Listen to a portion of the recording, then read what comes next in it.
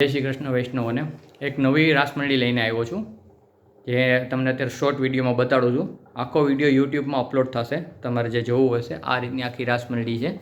આખો વિડીયો તમે યુટ્યુબમાં ચેનલમાં મારો અપલોડ થશે, જેની હું નોટિફિકેશન અને સ્ટેટસમાં મૂકી દઈશ તમારે જોવા માટે. આખી મોટી રાસમંડળી સ્પેશિયલ બનાવી છે, જે ધરાઈ બાલમુકુંદજી હવેલી છે ત્યાં પધરાવાની છે. આખી રાસમંડળી આવે છે, પછી અષ્ટસખાનો સેટ આવે છે, એક્સ્ટ્રા જોતો હોય તો ખિલોનાનો સેટ આવે છે, આ કમળ આવે છે. જે તમારી એક્સ્ટ્રા રિક્વાયરમેન્ટ હશે બધી પ્રમાણે થઈ જશે. અષ્ટસખામાં પણ 2 સેટ છે મારી પાસે.